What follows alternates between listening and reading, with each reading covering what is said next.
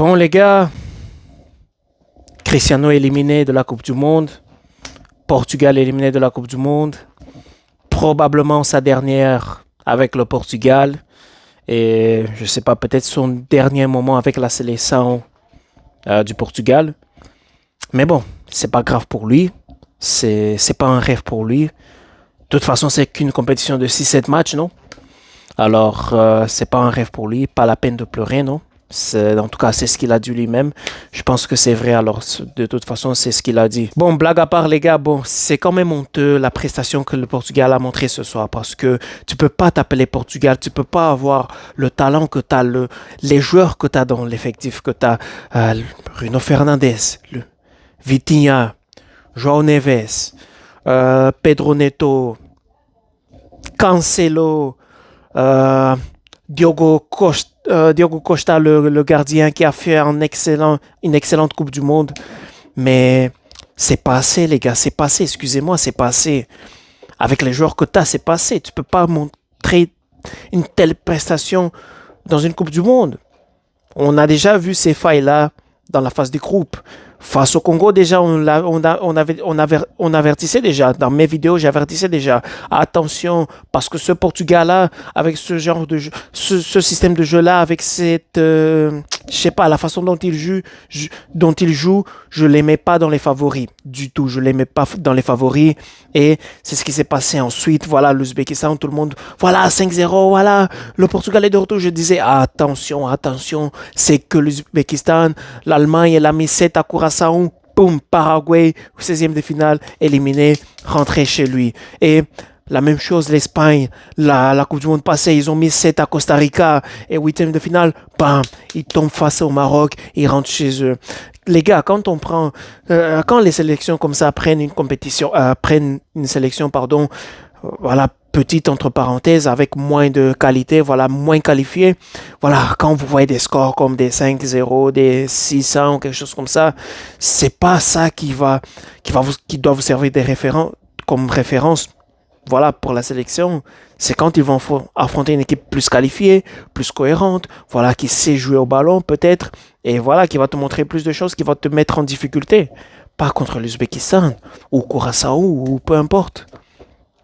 Bon, en tout cas, c'est quand même honteux, la prestation de Portugal.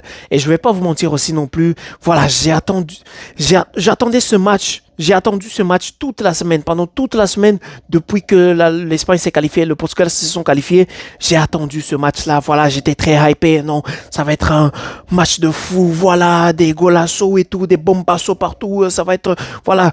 Mais les gars, à un moment donné, ce match, j'étais comme ça. Tellement il se passait presque rien, voilà. Je sais pas vous, mais il y a des moments que je m'endormais dans ce match-là. Je m'attendais pas à ça, mais bon.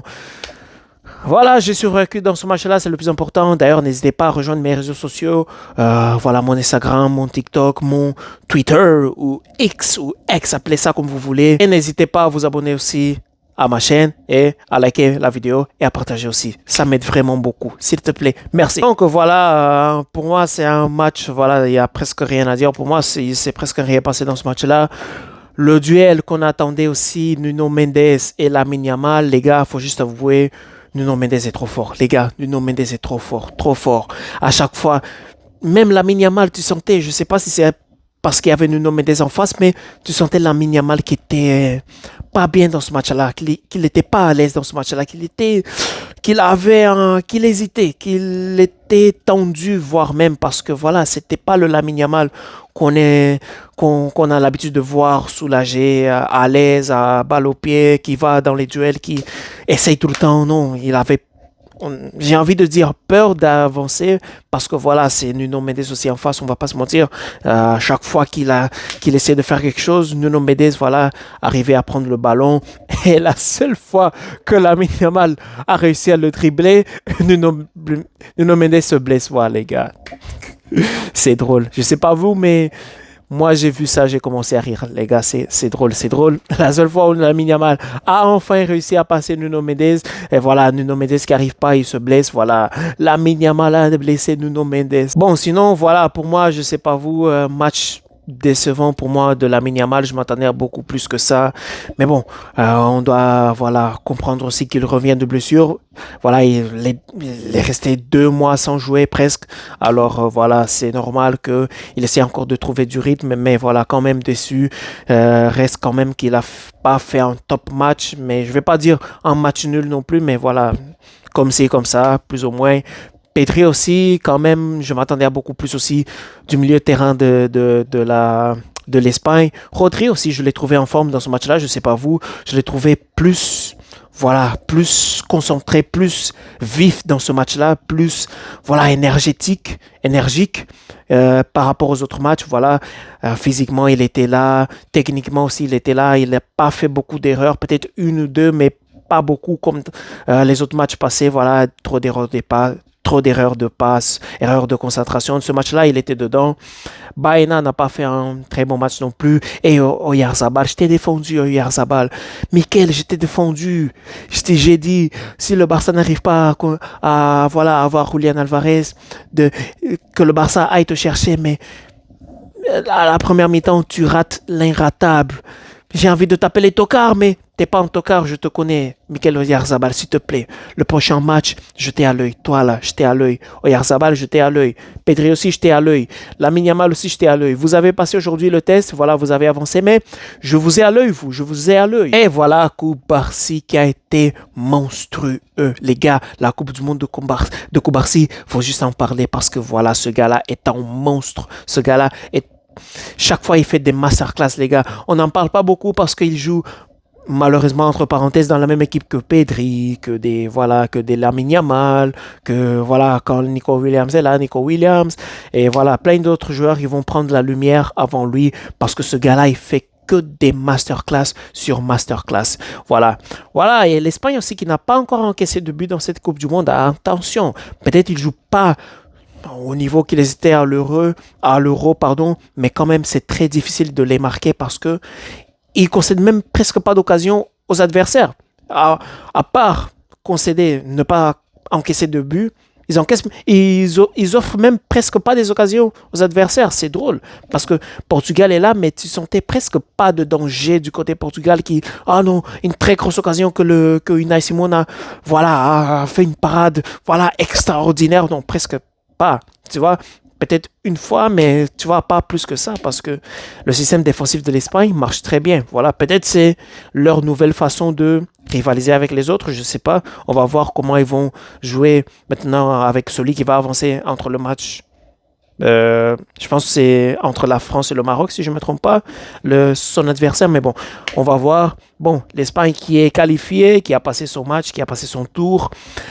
Ferran Torres qui rentre et te change le match, voilà. Je t'ai jamais critiqué, Ferran Torres. Je t'ai jamais critiqué. Toi, là, t'es le ballon d'or de cette saison-là. Toi, Ferran Torres, t'es le ballon d'or de cette saison. Je t'ai jamais critiqué. La passe de Zinzin qu'il a fait à Mikel Merino. Merino, ouais, c'est ça?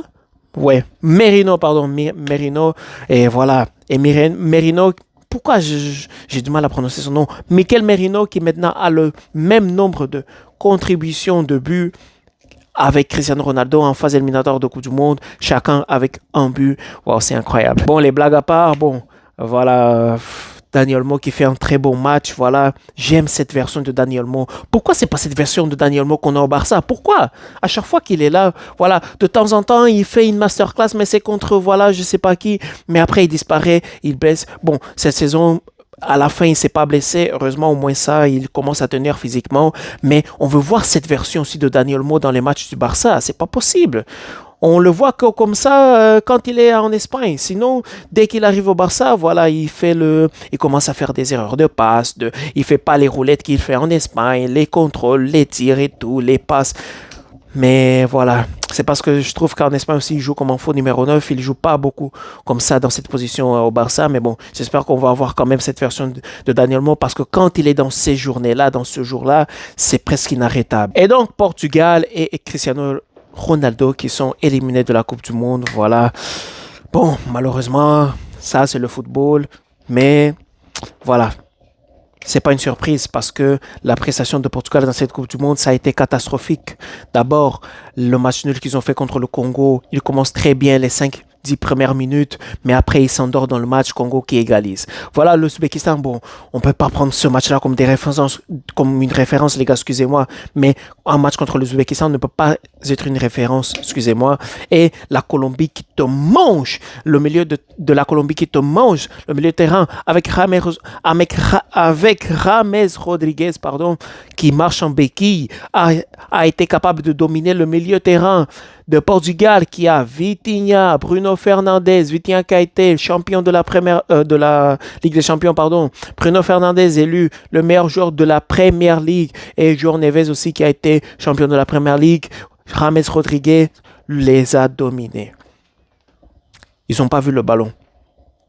C'était une pluie de, je sais pas, de masterclass de Rames Rodriguez parce qu'ils n'ont pas vu le jour ce jour-là. Ceux qui ont vu le match savent que Portugal doit perdre ce match-là, minimum 3-0, 2-0, parce que la Colombie était tellement supérieure dans ce match-là, surtout le milieu de terrain. Waouh! Incroyable. Mais bon, et là, contre la Croatie aussi, c'était la même chose. Pas une très bonne prestation, mais voilà, pas d'amélioration. Ils ont passé à la limite au détail, mais là, face à une Espagne qui sait très bien défendre, qui ne te laisse pas des occasions, ça passe pas. Malheureusement. Et voilà, donc Portugal qui va rentrer chez lui et les joueurs qui vont rentrer chez eux, voilà, c'est fini pour eux. Mais voilà. Cristiano Ronaldo, que c'est probablement, pourquoi j'ai du mal maintenant aujourd'hui à prononcer des mots, c'est probablement sa dernière Coupe du Monde et ses derniers instants en tant que capitaine de la sélection portugaise. Bon, en tout cas, merci pour tout Cristiano Ronaldo, tonton, on te taquine et tout, mais quand même tu restes une légende de ce sport. Merci pour tout, merci pour les blagues que tu nous as donné, merci pour les rires que tu nous as donné, voilà, pour les mimes que tu nous as donné, mais bon, pour lui c'est juste une compétition de 6-7 matchs, donc c'était pas important pour lui, alors il ne méritait pas de la gagner, vu qu'il ne donne pas de la valeur dans cette compétition, alors quelqu'un d'autre qui la gagne, c'est mieux. Donc c'est la fin de cette vidéo, merci à tous ceux qui ont regardé la vidéo jusqu'à la fin, n'hésitez pas à vous abonner et à liker la vidéo et à partager parce qu'il y aura plein de débriefs de la Coupe du Monde, on arrive malheureusement à la fin. Que sera de ma vie à la fin de la Coupe du Monde? Il y aura plus de matchs, il y aura plus de sélections. Mais bon, on va essayer de survivre. Mais merci encore une fois à tous ceux qui likent et partagent et commentent mes vidéos. On se voit la prochaine fois. Bye.